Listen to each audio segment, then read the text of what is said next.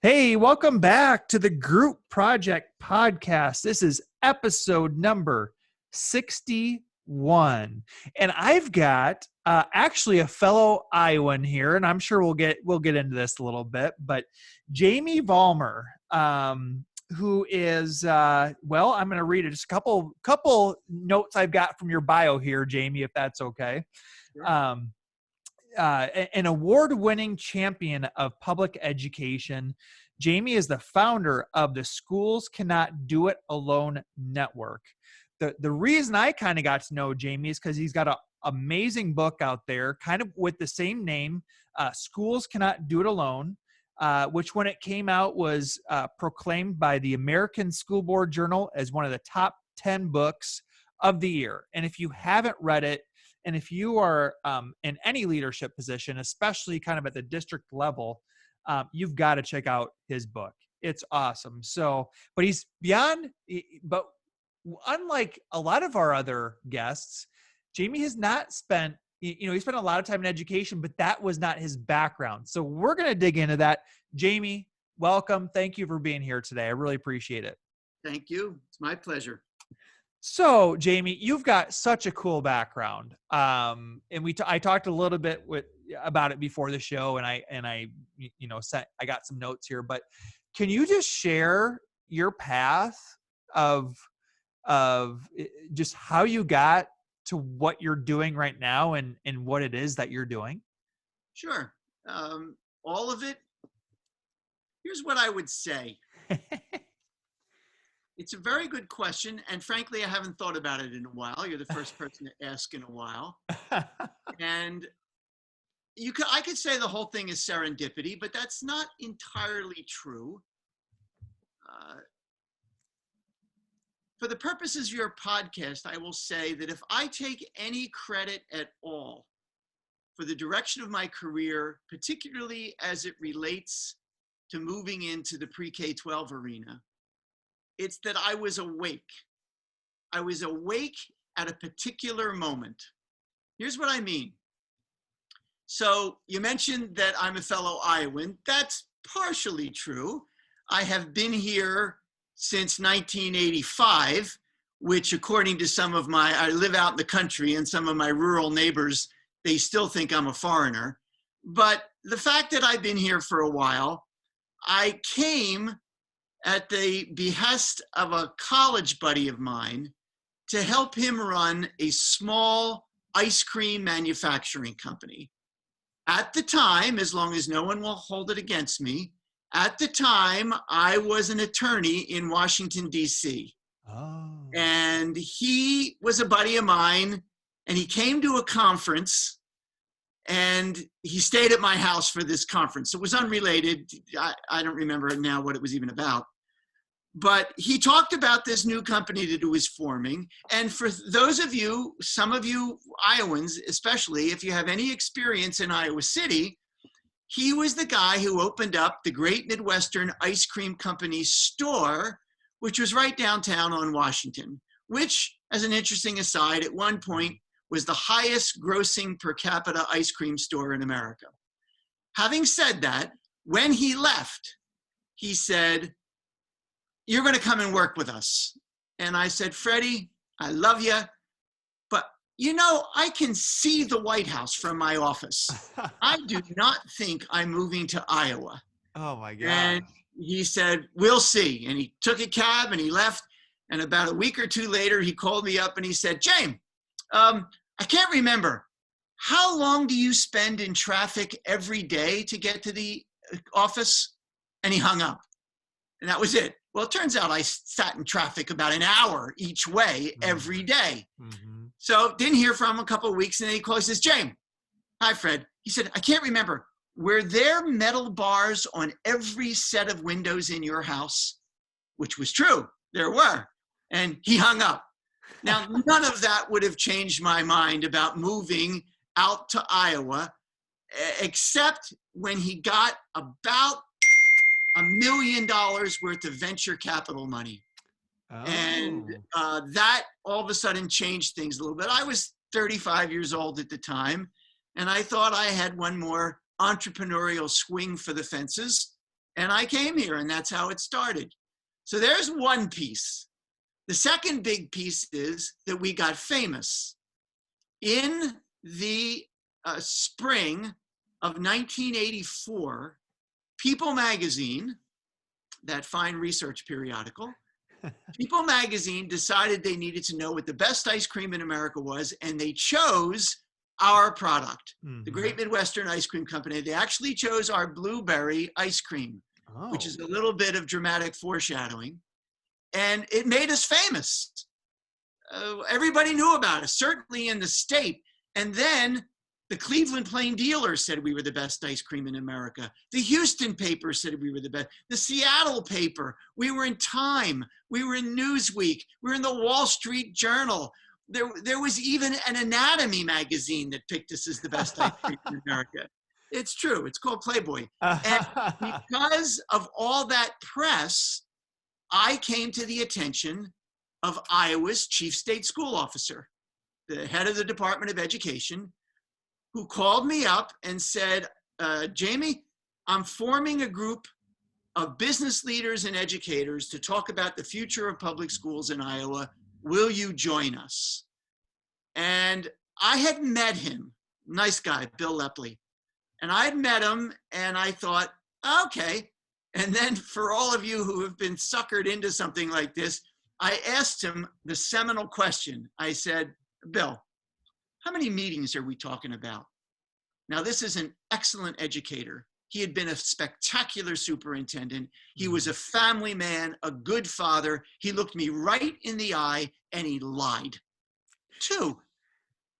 Well, 2 turned to 5, turned to 10, turned to 30. And the short of it is, after about 18 months of volunteer work on this thing called the Iowa Business and Education Roundtable, I quit my job at the ice cream company. I became the director of that group. And what I mean by being awake is that I was coming home from a meeting, and it was about a 2.5-hour drive from Des Moines to where I live. And it was midnight, and I was in Oskaloosa, Iowa at a red light all alone. And I was awake at the moment, and I realized we were a group of volunteers that had ideas about the future of public education, and we needed a director. We needed direction. It was all volunteers. And at that moment, I thought I saw how I could be valuable. And I went back to the next meeting and I pitched my idea, and they hired me as their executive director, and that was the end of that. Wow. Okay, so there's a few different questions I have. Let's just tie up the ice. I love ice cream. Okay. Okay. So you guys are famous for the blueberry ice cream. Yeah. What else? Take me back to the early to mid 80s. Like, what else were the hot flavors back then? I know I'm getting sidetracked a little bit, but I just want to hear a little bit more. And when you get big, now you get big. Hey, we're going to ship it all over the United States. We're going to set up a big, web platform to make sure, what happens in the mid early 80s when all these magazines are covering you? What does that look like for that growth? First, it was not my favorite flavor, blueberry. It was good, but we made a black raspberry ice cream that would drop you to your knees in prayer if you would have a single lick. I miss that ice cream every day. I will tell you a funny story about flavors and Iowa and the 80s. You're right, there was no internet, so it was all done. We were covered by we got a tremendous amount of press. And a part of it we stoked. I mean, soon as the People magazine article hit, we actually hired 2 full-time PR people in-house. Wow. And they had a hot story. Look at you. You like ice cream. Get 100 people and find 2 of them out of that 100 that don't like ice cream. So it was, in a way, it was an easy sell, but it wasn't our only strength. We had a chain. We took that store in Iowa City, and we had a chain of ice cream stores across the Midwest: Omaha, St. Louis, Columbia, Missouri, college towns, Chicago, and the Sears Tower. Oh, And wow. so that was 1984 was People. In 1986, we won Best Restaurant Design in for the country. We won in 1987. We won Best Packaging Design for our pints. We sold it in pints because we competed in that category. Mm-hmm. So there was a lot of buzz. But Jason, you said a really smart thing. Today you would grow everywhere. We did, and that was our downfall. Huh. Because unlike shipping, Amazon ships me things every day, Uh-huh. our product could never for 10 minutes be above 0 degrees Fahrenheit, or it started to melt. So with all the press and all the sales that we started to generate, by 1989, we were shipping ice cream from Boston to San Diego. And we got very big, very fast. Wow. And that is a very dangerous thing for a small company in the middle of nowhere. You know, our competitors were Ben and Jerry, two great guys, Ben Cohn and Jerry Greenfield, but they had Boston in their backyard. You know, they were from Vermont. They had New York within an easy drive. The closest big city was Chicago. Any case, we get into the weeds. When you say flavors, though, I will tell you a funny story, especially since you referenced the 80s. In the 1988 presidential election, now you won't remember this, but I remember almost everybody who ran in the primaries, because for those of your listeners who don't live in Iowa, you really have no idea of what the Iowa caucuses do to the Iowa economy, to the Iowa media scene. And so what we realized, and by the way, Jason probably knows, you can meet all of them. They all go to every town. So you can shake everybody's hand leading up to the February caucus. Mm-hmm. So we decided to name a flavor after every single candidate. And then we bought a semi, and we had it professionally painted, and we called it the Rolling Polling Station. And we would follow the candidates around, and we would sell ice cream out of the back of this truck. And for every person who bought Bob Dole's banana split, we would record that. And then the media was so nuts that every Monday morning we would release the totals to the media, and they would cover it. Oh. So what started to happen is the advance people for Bob Dole, for Massachusetts chocolate, for Dukakis, Massachusetts chocolate, Pat Robertson, the evangelist, ran that year. So we had Devil's Food Robinson. We had Gebhardt. I can't remember Gebhardt's name right off the top of my head. Gebhardt ran, and he was from St. Louis. So that's where we had St. Louis Bluesberry. Babbitt Rems, he was from Arizona. We had Cactus Cookie. And Bush ran, and we had Bush's Preppy Mint. Again, a small detail for anybody who's old enough to remember, but Gary Hart ran as a Democrat that year, and he dropped out because of a scandal. And then so we changed the name. Oh gosh, I'm going to forget it. He had a scandal with a woman named Donna Rice. And so we put out a product called Donna Rice Cream Vanilla. And then he dropped back in, and we changed his to Hart's Deja Vu Vanilla because he dropped back in. I'm telling you, it was madness. The advanced people would come and ask, could they buy an entire tub? You know, if you think about you're in an ice cream store and they're scooping out of a tub, and they said, how many votes would that be if we would buy a whole tub? We sold a ton of ice cream just to the campaigns. Wow. It was nuts. It was completely nuts. That's a great idea. Like, I could see that being revisited down the road, that concept. You know, that's... We were good with ideas. Reagan served it in the White House. I mean, it was a very big deal for a while. Gosh. Oh, that is so good. I don't know. It's always fun to hear about, you know, how companies and their growth and the ideas they have. And man, it's just kind of fun to reminisce and hear some. You're right, I'm a little on the young side for knowing some of those, but I do remember some of those names that you listed for sure. Yeah. Because you're right, like growing up in Iowa, you kind of hear those names. Even for me, it was 6 or 7 years old. Yeah. Most of them sadly are dead. Yeah, But crazy. it was because of that. When I say there was serendipity in the story, Yeah. had it not been for that, I would not have been asked to join this group of business leaders to talk about the future of schools. Yeah, so let's talk about that. Like, what you know, you were a lawyer in Washington D.C. You were working with this entrepreneurial this ice cream company, and then suddenly you become you mentioned the executive director of had you always had a passion for public education, or where did that come from? I know you kind of talk about it in your book, but maybe tell the audience, where did that passion for public education come from?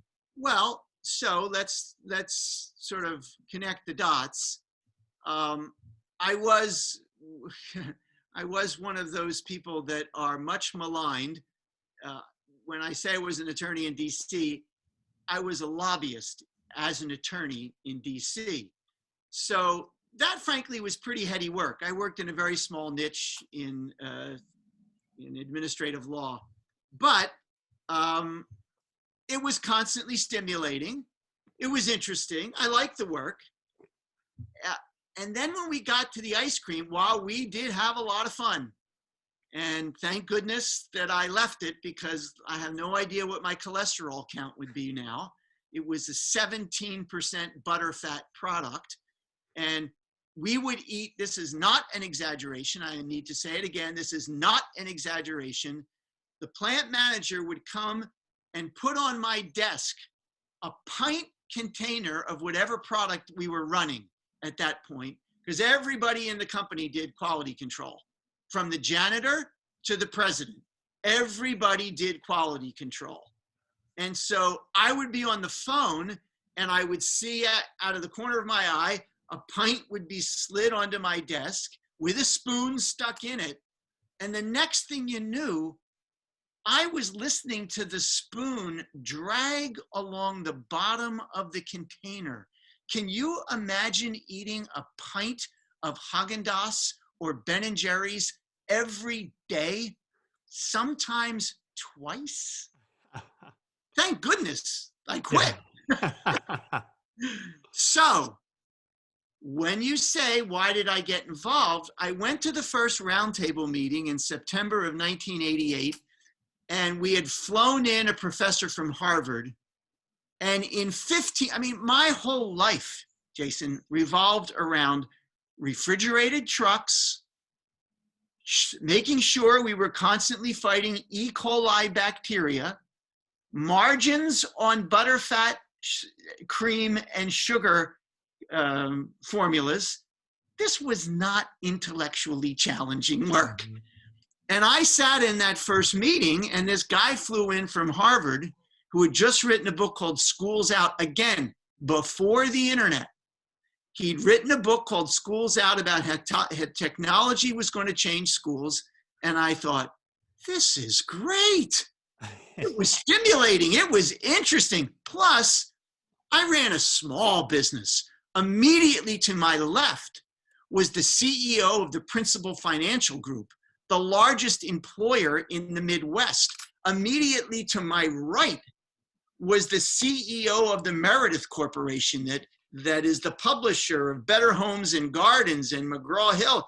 And across the table was John Deere and Alcoa. This is pretty heady stuff. So I went back to the next meeting, and it stayed interesting, and the next, and the next. And the next thing you know, I'm raising my hand to be on a subcommittee and a task force. And I eventually was hooked. It was very stimulating. But I was a critic, because I'd come in to the arena through the door of business, and all my business journals and politicians that I knew, and much of the popular media was constantly criticizing public education. So I did too. So I did not enter the field as a friend. I entered it as a critic, thinking that maybe I could change things. So you entered as a critic. When did what was the term you used earlier? Enlightened. I can't remember. When did the light bulb turn on for you? You must have switched at some point. When did that switch happen from being a critic to being an ally of public education? Everybody listening, this has been memorialized a number of ways. Everybody listening can Google the Blueberry story. That's why I said earlier that you said something that was a little dramatic foreshadowing. The Blueberry story is it. And I'll give you a shortened version because we don't want to take the whole time. My principal role, in addition to lobbying the Iowa legislature on behalf, the Iowa Business and Education Roundtable wrote a document called Iowa's World-Class Schools Initiative. And part of the way I sold the executive director position to the group was, we need somebody to lobby the legislature. These are great ideas. They're not going to be put into law unless somebody's there to promote them. And they said, yes, we'll do this. We'll let you lobby the legislature. I'd had experience in DC. But we also, as part of your job description, anybody in the state of Iowa, not any individual, but any group that wants to hear about what we're doing, you have to go and talk to them. So I can say without fear of contradiction that I have ridden on 2-lane blacktop roads in all 99 counties of Iowa, because I just went from one Chamber of Commerce breakfast to a meeting of the Kiwanis in the Methodist church basement. I've done hundreds of talks on behalf of the roundtable. And most of them were to private sector audiences that I just described. And then on a fateful day, in the Christmas vacation of 1990 going into 1991, I got a call over the break from the superintendent in Denison, Iowa. Small, relatively small West Central school district. He called me up and he said, I'd like you to come and talk to my staff. And I'm thinking, yes, now I'm going to get to tell these people what's what. Because it was the first education audience that I would have talked to. Now, most of the people listening are educators. Is that probably true? Yeah, yep, for sure. So listen to this. This superintendent asked me to come and give an in-service on the first day back after the Christmas break. It turns out it's a late start. So the kids were not coming until after lunch. So every single person on his staff would have had the opportunity to shake off the cobwebs, get back into the classrooms, prepare themselves. But no, they got to come into the auditorium and listen to me. And the local paper had written an article about me. So everybody knew that this bully from Des Moines was coming to talk to them in the morning. So I sat on the little stage and I watched them all come in, and with every 5 or 6 or 10 more teachers and staff, was certified and classified as well. Every 5 or 6 more people entered the room, the ambient temperature in that auditorium dropped another 10 degrees. I mean, it was icy rage. I don't know what that superintendent was thinking. He must have hated those people. They're all filed in, and the superintendent says, the principal comes out of the high school, and he said, good morning. I'm sitting there on a folding chair on the stage. Here is Mr. Vollmer. He's come here from a business group in the state capitol to tell us how to run our schools. And he walked off the stage. That was my introduction. Jeez. And so I stood up, and like I said, we don't want to take the whole time. The short of it is this, that I got up And in those days, Jason, I had three assumptions. First, something was wrong with public education. We weren't getting the kind of graduates that we needed. Something needed to change. The second assumption was you and everybody listening who's in public education, you're the problem. Come on. You're all hunkered down in this monopoly. You've got no outside pressure to force you to improve. You're the problem. And the third assumption that I had is if you would just run it like a business, everything would be okay. So I stood up with those three assumptions and I began to give him my pitch. And after about 7 minutes, when it started, everybody was just grading papers and doing busy work in front of me. But after about 7 to 10 minutes, nobody was grading papers. All pens and pencils were down and they're glaring at me. And I get to the end of my talk, in which I'm saying things like, what's the matter with you people? You know, if I ran my business the way you people operate your schools, I wouldn't be embarrassed. Teachers, they cloak themselves in tenure. Administrators shield themselves in this bureaucracy, blah, blah, blah, blah, blah. I get to the end, there's dead silence in the room. You could hear a pin. And now I have to admit, I'm a tad intimidated. So I go to walk off the stage and the superintendent, the chicken, had not shown his face once. He's staring from behind the curtains on the stage and he's looking at me and he's going, no, go back, Q&A. And I forgot I promised to take questions.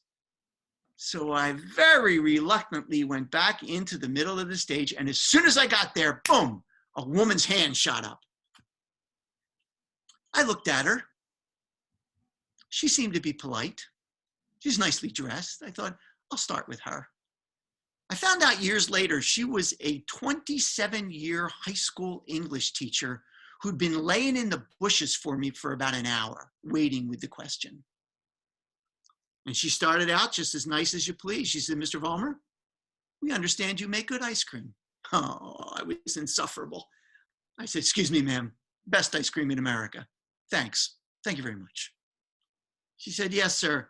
I'm sure it must be rich and smooth. I said, it's a 17% butterfat, creamy. You're going to love it. Yes, sir. Something tells me you must use nothing but grade A ingredients. Your nuts, your berries, your flavorings, they must both. And like a jerk, I interrupted her. I said, excuse me, ma'am. At the Great Midwestern Ice Cream Company, our specification to our suppliers, it's not A, it's AAA. And a little smile shot across her face that I did not understand at the time. Yes, sir, she says.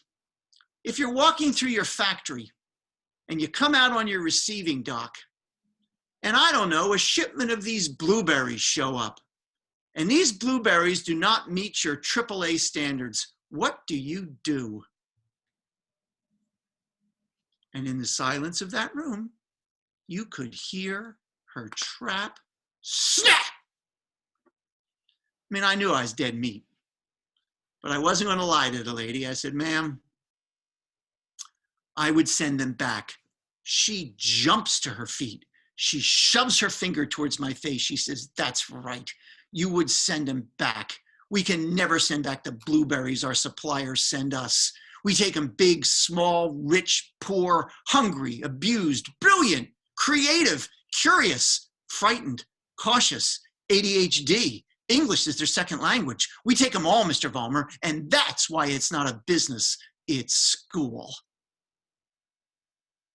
Well, I would have gotten the point, but all 250 of them in that little auditorium jumped to their feet and started hollering, blueberries, pal! Yeah, blueberries!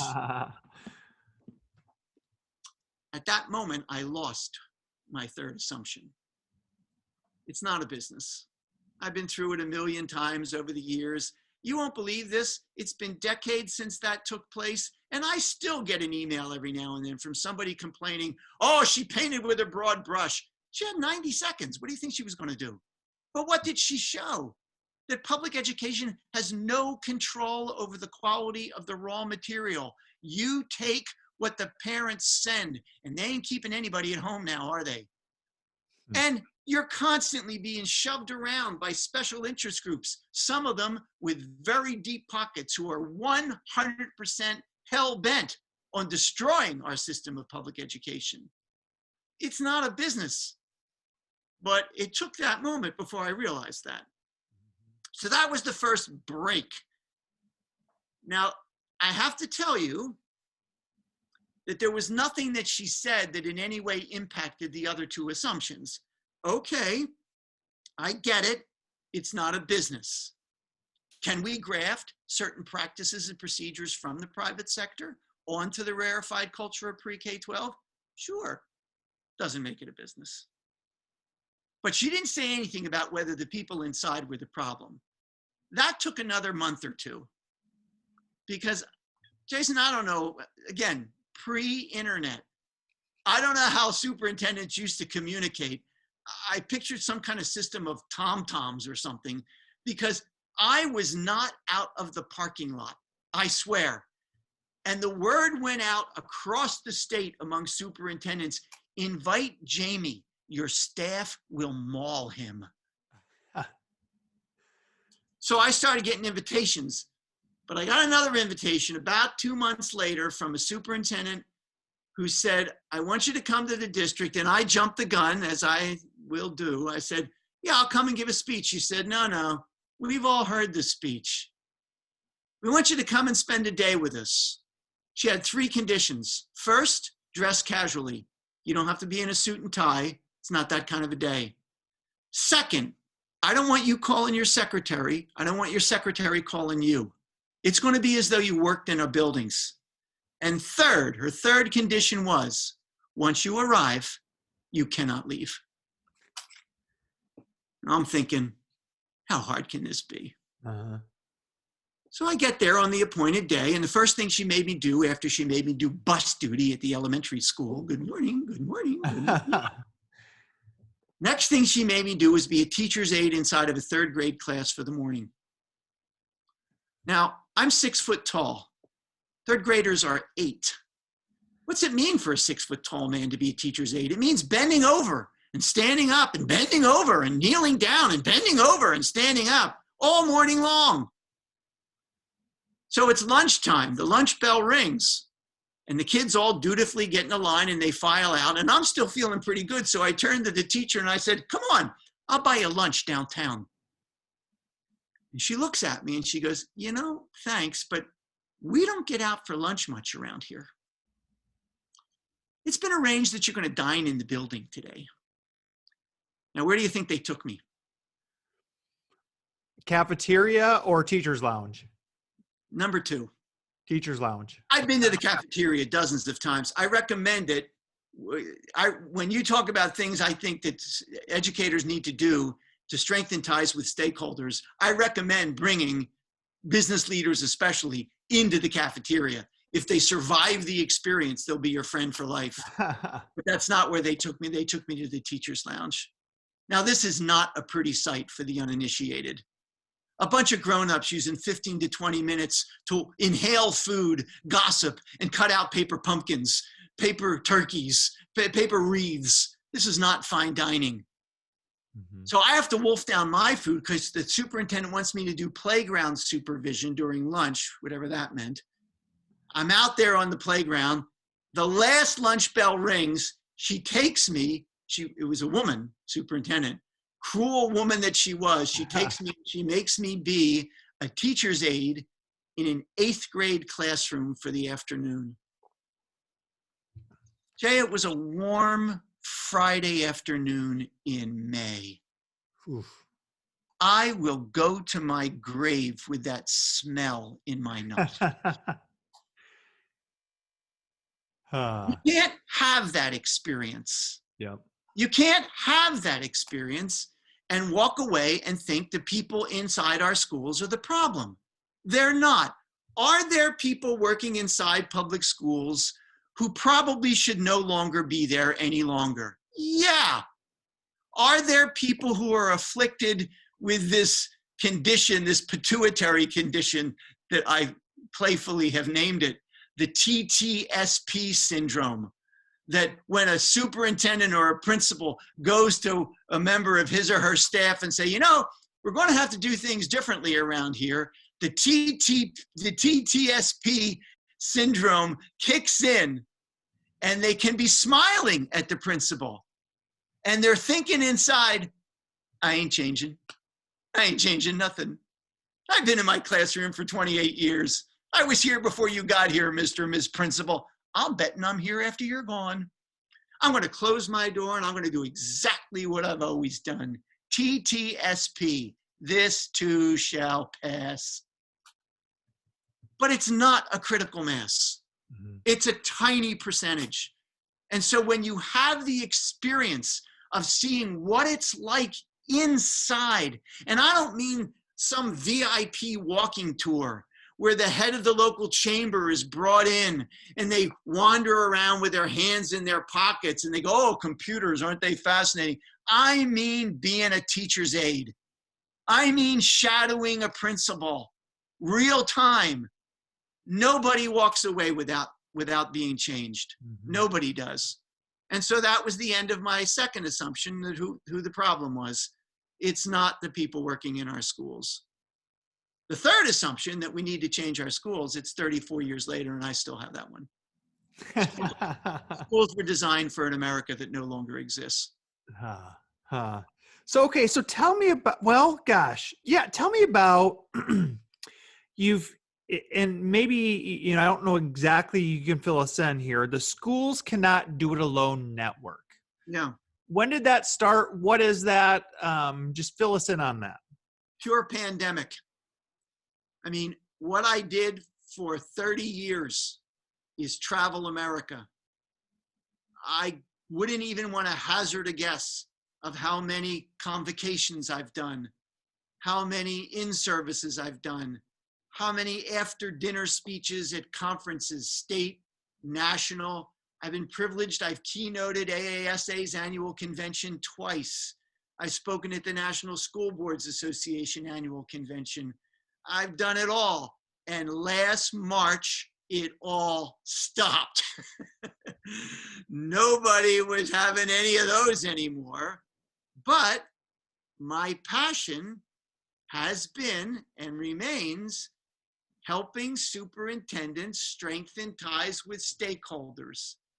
I believe there are 4 prerequisites to significant progress in our schools. And they all start with the word community. The first is community understanding. Most people whoever you are, wherever you are, most people in your community have no idea the challenges you face. I mean, zero. First of all, the vast majority of your taxpayers and voters no longer have children in school or never did. When I say the majority, I'm talking like 70% of America's taxpayers no longer have kids in the pre-K-12 system. And these people vote. So when do they interact with you?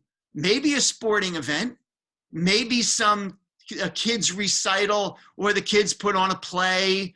They have no idea what you do all day long. They don't see it up close and personal.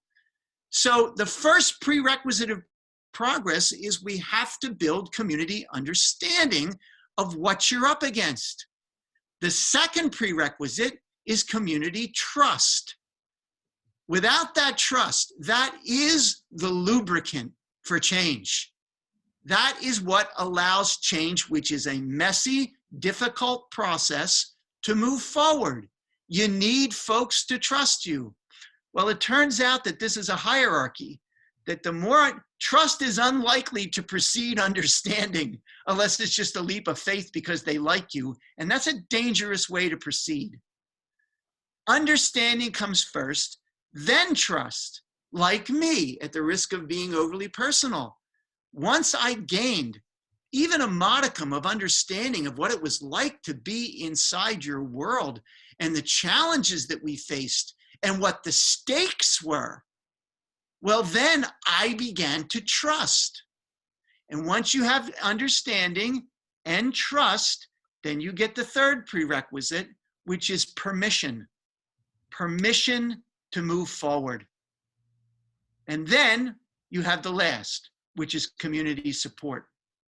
But this permission is important because you must. There's no way out of this. I don't mean to be overbearing. There's no way we create the schools of the mid, let alone late 21st century without massive change. And as you may remember from the book, Jamie's number one rule, you cannot touch a school without touching the culture of the surrounding community. If I know anything to be true, it's that. You can't touch it because the culture of the community is connected to you in a million ways. Some of them obvious, some of them not so obvious. Go ahead, try to change the school calendar. I dare you. You'll be out of there in 24 hours if you don't get everybody on your side. Why? I can make a spectacular case that the kind of calendar we have now is a leftover from an agro-industrial society that no longer exists. But that's what people know. Mm-hmm. That, in the vernacular of the people down at your coffee shops, that's real school. And they don't want you messing with it. Putting kids in grade levels. Where else do children spend multiple hours a day with kids exactly their age? That's not the way anybody listening, when's the last time you had to spend a whole day with people exactly your age, within 12 months of your age?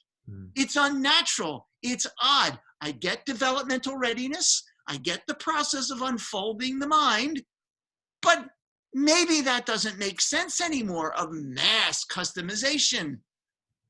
I'm not pitching any particular view of how schools need to be. What I'm telling you is you're not going to make those changes unless you have community understanding of why, community trust in you and your plan, and community permission to move forward.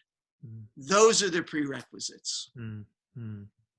You know, what I've got in front of me here is, and I showed it to you before we started, was your famous, and I'll show it to you here, and it's the poster here, Jamie. Yeah. And for those of you just listening, it's called The Ever Increasing Burden of America's Public Schools, 120 Years of Mandates. This has been shared many, many times on social media. A lot of, to me, it's eye-opening. Why don't you explain what this is and why you decided to develop this and distribute this? So let me give credit where it's due. And again, I'm going to date myself and you. I was brand new, sitting as the executive director of the Iowa Business and Education Roundtable. I mean, couldn't have been more than 3 months in the job.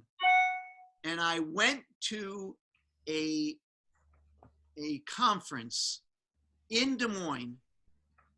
I don't even remember the nature of it, to be honest. But what I do remember is there was a professor, I'm pretty sure from Indiana State. And she came in and she did a presentation. She did a presentation using a transparency overhead machine. There may be people listening to this who have no idea what that is. But it was very effective in that format because what she did is, you know, you had this projector and it was like a glass. Oh, yeah. You put these transparencies on the glass.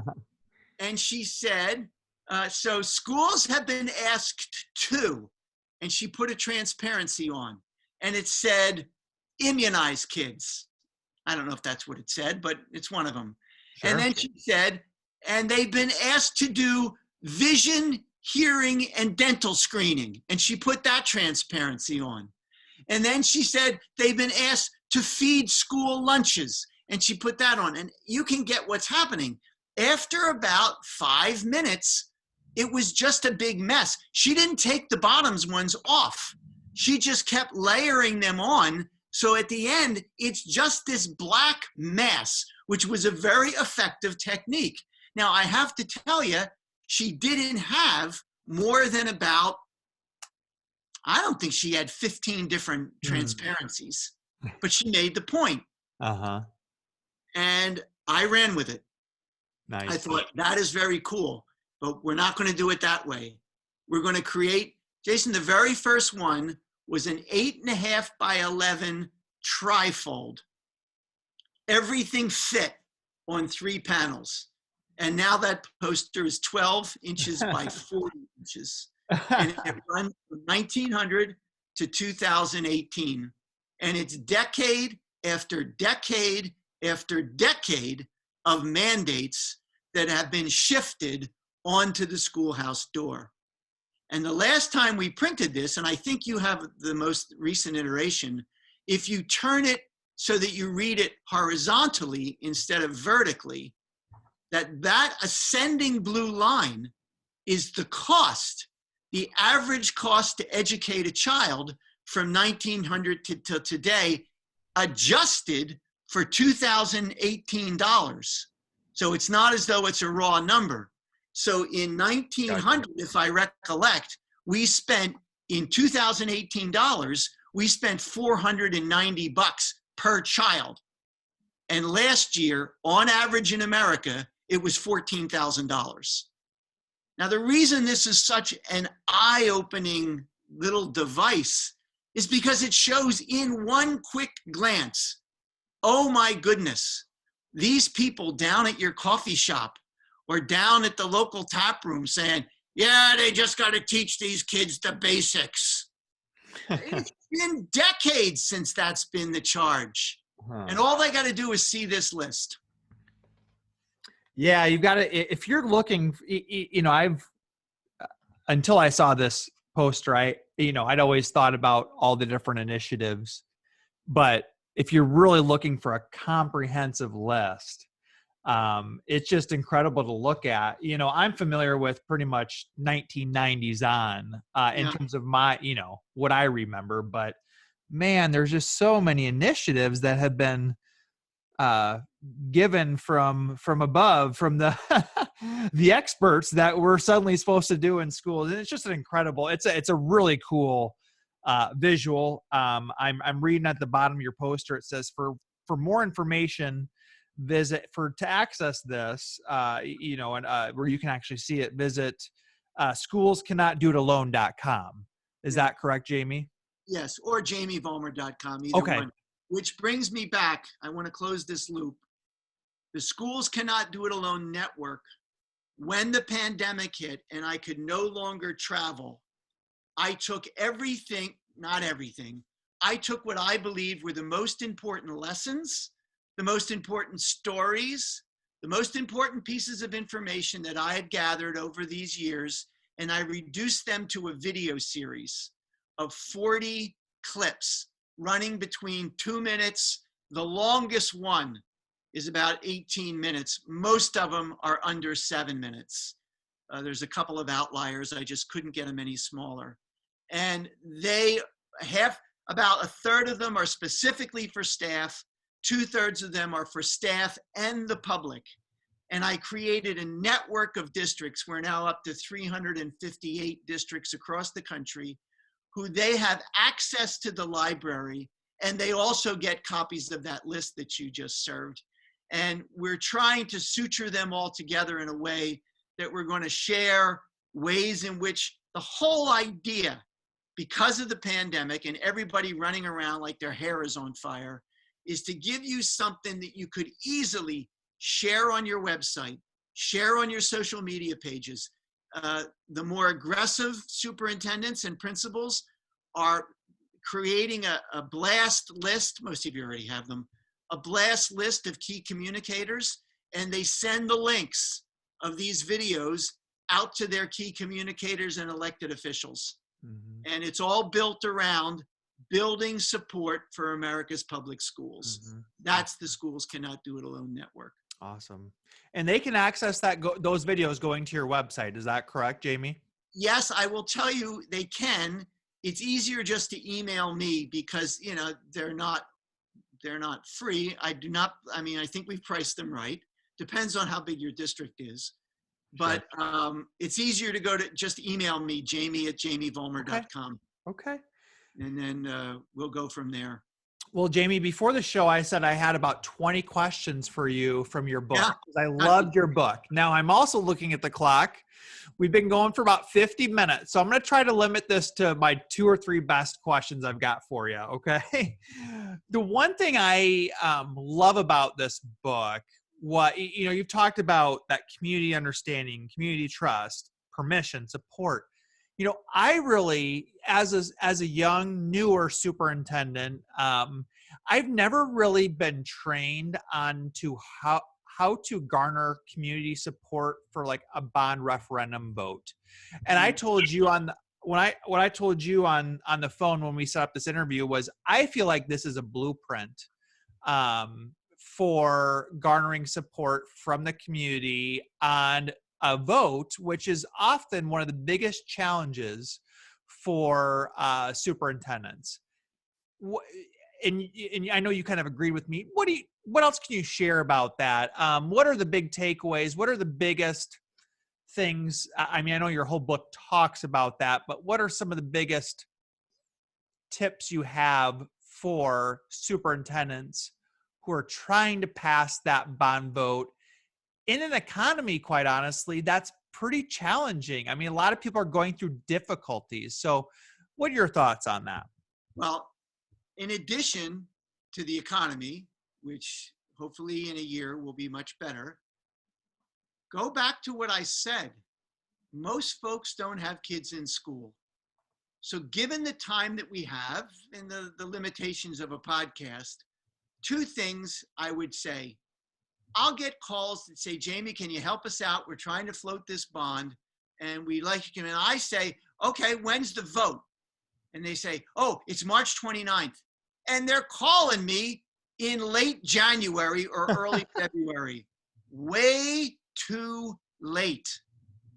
When I say the power of the 4 prerequisites of progress, and there's no ego attached that I come up with this, this framework. It's the power of it is that it gets you in the habit of talking to the community. If you know the community needs to understand why we're doing this, the community needs to understand why, not your parents, obviously they do, not your volunteers, obviously they do, the vast majority. Now, you're not going to get everybody, and I don't want to get in the weeds, but I want to tell you right now, as superintendents and lead administrators, do not fool yourself that you're ever going to get everybody on your side. There's a certain percentage of the people who will not come to your point of view no matter what you do. It's genetic. So the game is won or lost by getting to the big group in the middle who are amenable to change. So the power of the 4 prerequisites, constantly giving them understanding, building trust as a result of that understanding, then you're on. I won't say it's easy. It's always hard to pass a bond. But the places I get to see them done again and again, and sometimes in not the best circumstances or communities, but they get them passed because they've got that built up over time. The second thing, so that's the broad brush stroke. You've got to, it can't be like, oh, we're going out to a bond, we've got to convince our community to support us. That's a process that just needs to take place all the time. And I bet almost everybody listening already has it in your strategic plan. We will strengthen ties with the people of our community. Yep. And it never gets done. And I know why it never gets done, because the day you get up and go to say, today's the day, some fool 14-year-old brings a knife to school, and that's the end of that day. I know why it gets pushed to the back burner, but in this particular time period, it is crucial that you and your staff spend time talking to the people of the community. So that's the big piece. The small piece, the more discreet piece of advice is, when you go to the public, I don't mean to be a scold, but oftentimes the message is, support your schools. It's the right thing to do for these children. And that is morally true and 100% factually correct, and not your best argument. Your best argument to the 75-year-old retired guy on a fixed income is support your local schools. It's the best and right thing to do for you. That's the argument, because there is not one aspect, let's call him Frank. There's not one aspect of Frank's life that is not directly or indirectly influenced by the quality of his local schools. What do I mean? Well, it turns out, where we have data, that when communities support their public schools, give the schools the support they need, some of it's revenue, other times it's volunteers, and lots of different ways you can support. When the community supports their schools, student achievement rises. And when student achievement rises, there is a direct one-to-one inverse relationship. The crime rate falls. Now, Frank may not care about student achievement. He may give a darn about little Johnny down the lane, but he cares about crime. He feels threatened. He's older, and crime is an issue for him. Fine. When communities support their local schools, student achievement rises, property values rise. People want to live in those communities, especially in this thing called the knowledge age. When communities support their schools, sorry, it's a mantra, when they support their schools, student achievement rises, the capital base increases. Because in the 21st century, I have a daughter who works for a large corporation in human resources.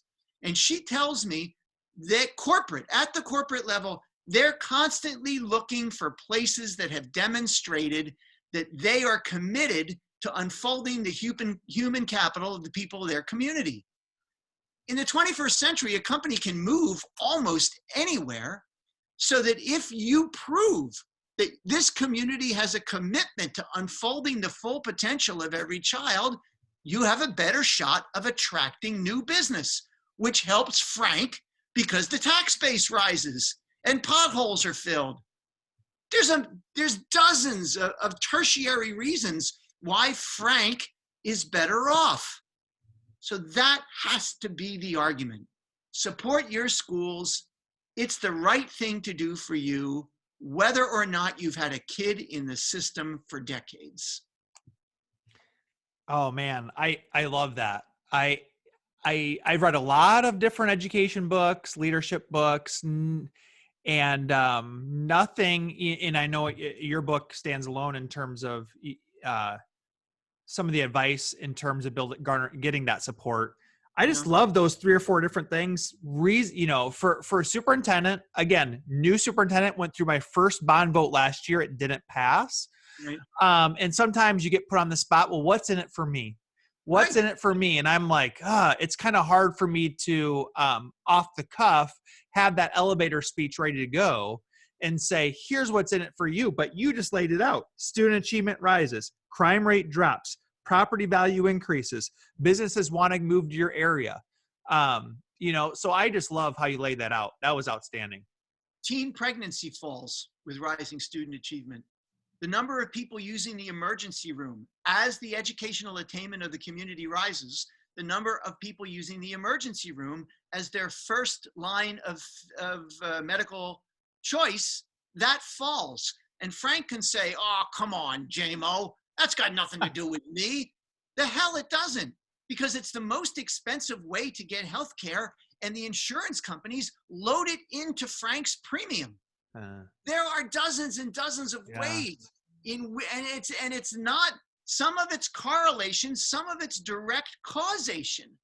That when you get that support, the entire community is better off. Jamie, I'm curious, have this whole, I'm going to obviously share this in the podcast. is this topic of, though you said there's like a dozen, there's a lot of reasons. Is that in any one of your videos? Do you know? Yeah. There's a video I think called "What About Bob." What And about Bob? What about Bob? What about Bob? Okay. I'm going to go check. Because I think that's one I would love to blast. That is one. What about Bob? Okay.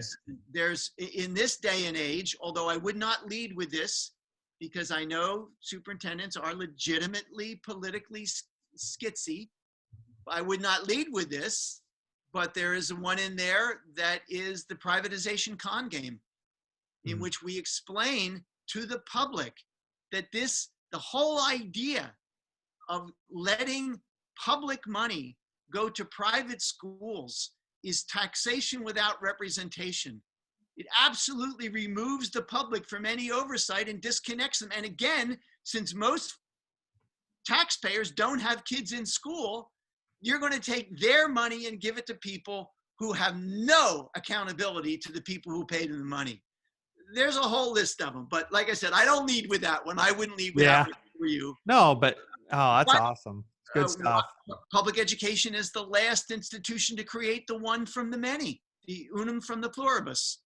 Listen, I know we're running out of time, but I want to give you something. Everybody listening has a resource that's underused, and that is your staff. In every community listening to this podcast, the educators are almost always the largest employee group in the county. And so this is an untapped resource. These people are powerful.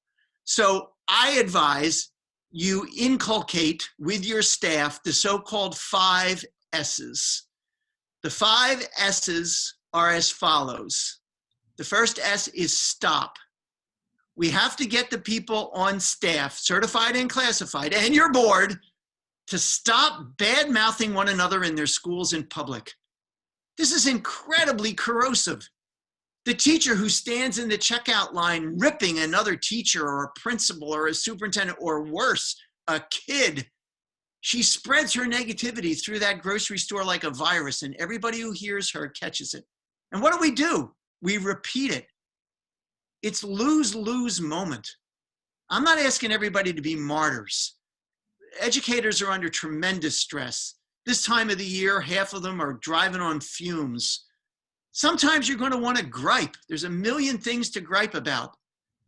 Go ahead, gripe. You have my permission. But gripe to your spouse. That's why we have them. The second S is shift your attention from the negative to the positive. I will tell you, Jason, if we could just get the folks in your buildings to do nothing but that, you would see a sea change, not only in the feelings in your hallways, but in the community at large. Just shift. Instead of focusing on everything going wrong, focus on everything going right, and have reminders throughout the system. Focus on what's going right. I've seen this in dozens and dozens and dozens. I know what I'm talking about here. This works. Mm-hmm. The third S is share something positive. Everybody on your staff has a social network. Share something positive. It doesn't have to be miraculous. Maybe some kid made some small progress in your classroom. Share it. Since everybody's connected, pretty soon that all starts to ripple across the community. The fourth S is sustain the effort. Keep it up. And the fifth S is start today. If your staff would just adopt the 5 S's, you would change the relationship with your community for the better. I like that. I really, really like that number, that stop. And I'm thinking, about maybe trying to be a little bit more difficult on, we know it's very easy to catch them these days because they do it on social media. Yeah. So you get the screenshot, and sometimes we don't maybe come down as hard. We come down hard on them and we tell them to stop and take it down, but maybe maybe it is a more severe thing than we're realizing. Yeah. And again, where I've seen it, you can institutionalize the 5 S's so that you got your staff from the janitor, not to I shouldn't say from the support staff all the way through to the superintendent with the mindset. And I will tell you, it's a virtuous cycle because it makes people feel good to focus on the positive as opposed to the negative. All right, Jamie, I'm going to, like I said, we usually transition to some quick hitters about personal growth here at the end. I might whip through these real quick if that's okay. Sure. Do you have another 10 minutes or so, Jamie? Is that okay? All right. And in case you're just joining us, episode number 61, I'm with Jamie Vollmer. Just a great man, just a great speaker, storyteller. He's just got a fascinating just history and perspective. And I'm telling you, I mentioned this earlier, Jamie, I'm a big reader. I post these on my website, post the books. There are not many books like this. If you're looking for the insight that Jamie is talking about, you've got to check out Schools Cannot Do It Alone. It's just a really, really fascinating book. And, check out his network. Check out the Schools Cannot Do It Alone network. That's actually how myself and our school board all got copies of the book and of the poster. So check those things out. Okay, Jamie, we're gonna run through these things here pretty quick for you, get you out of here. Okay, so are you currently living in Fairfield, Iowa? Is that correct? I am, but I think we're moving. I have a new granddaughter in Boulder, Colorado. Oh. With all due respect to everybody listening, she is in fact the most beautiful, most being on the planet. So we've been here a long time. I think that's where we're headed. So, okay. So the first question is, if listeners visit Fairfield, your city, and we'll use Fairfield because you're still there, where's one place they've got to check out in Fairfield? Let me see. Fairfield is unusual. Do you know anything about Fairfield? Oh, what? No, well, Fairfield is the home of Maharishi International University, which is a fully accredited university through the PhD level. They got about, I don't know, off campus, on campus, there's probably 1,000 kids. And very, very famous for its computer programming department and for its high-level accounting programs. They place kids in the highest levels of corporate America. So now the pandemic has changed it because most of it's closed down. But seeing MIU, I mean, Maharishi International University, there are kids here from every single continent on the planet. It's an interesting town, period. So I guess I'd start with the university as places you want to kind of check out. But like every place else, it's all shut down for a little bit. Sure. Okay, what is one up to $50 purchase you've made in the last year that has made life easier? Oh, my electric bike. Electric bike okay. So now was that less than $50? Oh, less than. Sorry. It's okay. No, it's not less than. I was like, whoa, okay. This must be a heck of a bargain here. For less than $50. That is a good question. Less than $50. I guess. Geez, Jason, I don't know. I have to think about it. I'm sure it's, you're looking for anybody who looks at this on your YouTube thing. I buy things for the studio. I bought a new microphone that changed my life when we're actually using the studio. But I mean, let's hear about that. Because a lot of people are hopping on the podcast bandwagon. They're doing the microphones for their Zoom sessions, Google Meets. I'm curious, what kind of microphone is it? And is it like a USB microphone or what? Yes, it's a USB mic, and I'd have to go and get it. It's okay. I'm sorry. But it changed the quality of what I do. I mean, right now you're listening to me right through my laptop, but it changed the quality of what I do. And because we can hook it right into the camera system, that changed everything. You add that and you use your iPad for a teleprompter, and it just completely changed our lives here. Crazy. Okay, what is one book besides your book? What is one book that has greatly influenced your life? Sapiens by Yuval Harari. Oh. Do you know the book? So ironic. I've not read it, but I bought it for my mom 2 weeks ago. Mom, I know you listen. Sapiens. I Jamie, mean, what do you have to say about it? it just changed. It's Sapiens, the story of Homo sapiens from the beginning to now.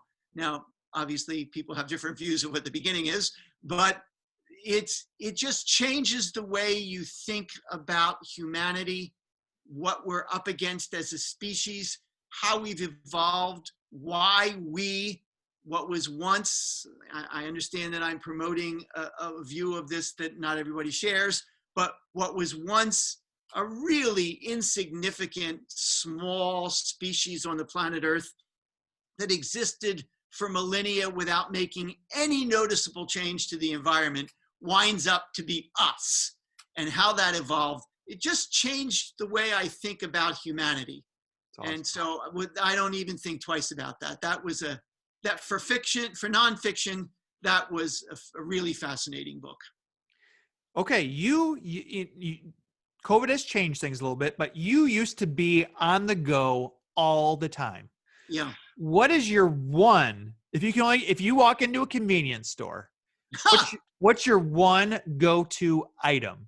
Reese's If you can only pick one. Reese's peanut butter cups. Reese's peanut butter, like not any of the fancy new ones with like just the good old fashioned Reese's peanut butter cups. Reese's peanut butter cup and either a Coke, or depending on how long I've been speaking, some sort of purified water. That's it. Okay. Can you think of how a particular failure set you up for later success? Yeah. Do you have a favorite failure? Yeah, Great Midwestern ice cream.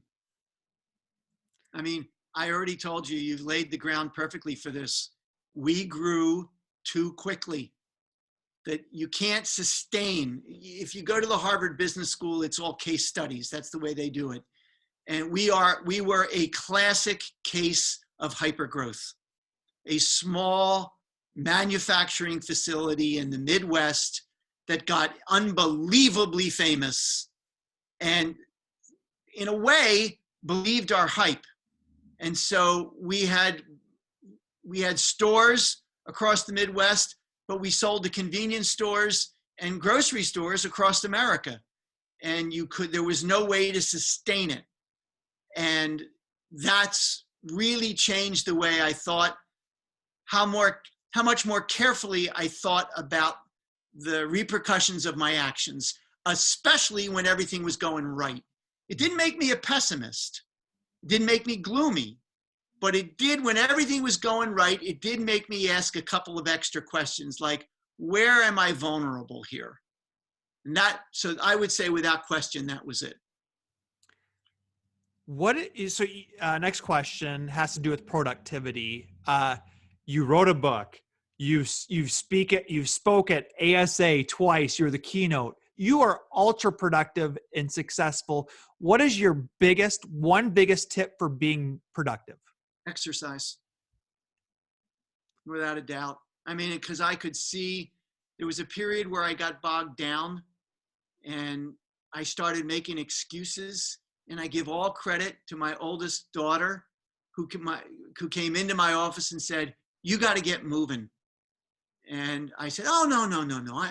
I'm genetically okay. I don't need that.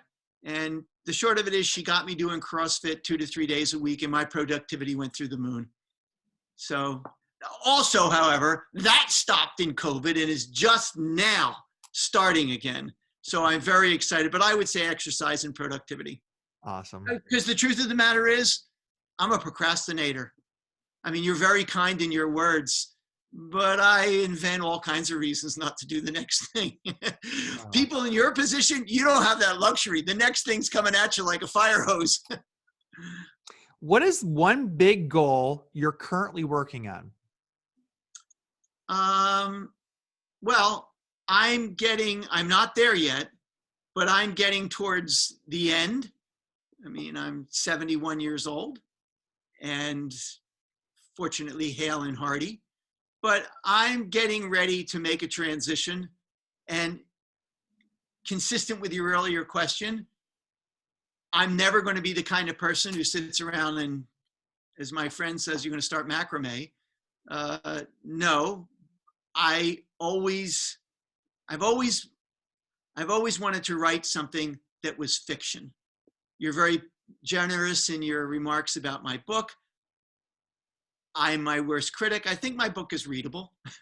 That's as far as I'll go. I think it's readable, but I'd like to take a crack at fiction. I think I have a story to tell. Awesome. Of course, this will date the episode, but I'm watching the PBS series on Ernest Hemingway right now, which kind of makes you think, yeah, you're not ready. Oh man. Yeah. You're going to have the key to my mom's heart after this episode. She loves, Ernest Hemingway too. So Sapiens, Ernest Hemingway. Yeah. She outstanding. Okay. Hey, Jamie, I'm to the end of my questions here. Is there anything we didn't talk about that you would like the audience to know? No, I think you did an excellent job. I really mean that. We've covered everything. I'm going to circle back to the 4 prerequisites of progress, and I'm going to end where I said in the middle of this talk with my number 1 rule.